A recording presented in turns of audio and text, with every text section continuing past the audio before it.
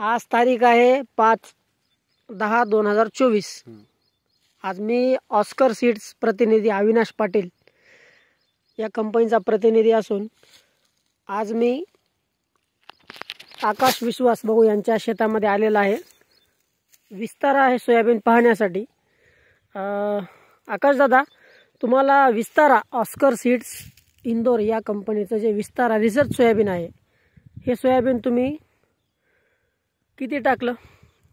मी एक बॅग यावर्षी नवीनच पेरली समजा. हां, म्हणजे तुम्ही नवीन म्हणजे बॅग नाव ऐकलं होतं, नवीन सोयाबीन आहे काहीतरी, एखादा प्रयोग म्हणून तुम्ही टाकली बॅग, बरोबर आहे, रिसर्च म्हणून. हे तुम्हाला देताना माऊलीवाल्यांनी जे आहे येलो मोजाक येत नाही म्हणून दिली, पिवळा व्हायरस येत नाही म्हणून, आणि तुम्ही आवर्जून घेतली सुद्धा. तर तुम्हाला बॅग विषयी काय वाटते?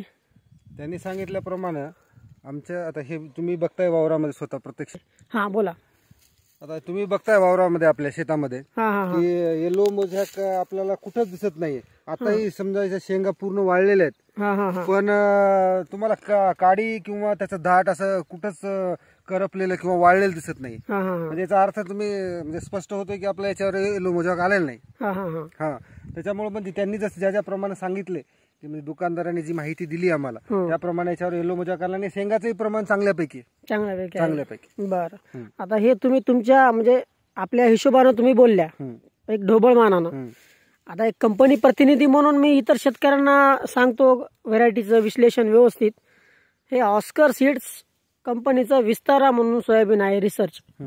तर या सोयाबीनचं वैशिष्ट्य असं आहे की हे एकरी 22 किलोच पेरायला पाहिजे, आणि 22 किलो कंपनीनं सांगितलेलं आहे. बट जर शेतकरी समजा पातळ जर टाकला तर याला आता सध्याला हे अशा पद्धतीनं जे दिसायला लागलं म्हणजे शेंग, बरोबर. आता तुम्ही थोडंसं दाट टाकल्यामुळं आता तुम्ही म्हणताय बऱ्यापैकी शेंग आहे, पण ॲक्च्युअलमध्ये मी तुम्हाला दाखवलंय व्हिडिओ मार्फत अशाच 200-250 प्लस शेंग लागते याला, महत्वाचं म्हणजे.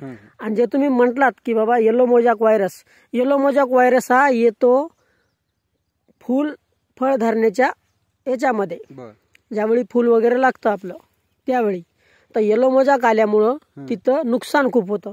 100%. या व्हेरायटीचं वैशिष्ट्य असं आहे की हिला येलो मोजाक येत नाही. मुळात 1-1.5 फूट खोल जवळ जातात. जेवढ्या मुळा खोल तेवढं झाड अन्नद्रव्य ओढायला सशक्त असतं, बरोबर आहे. पहिला टप्पा असा असतो.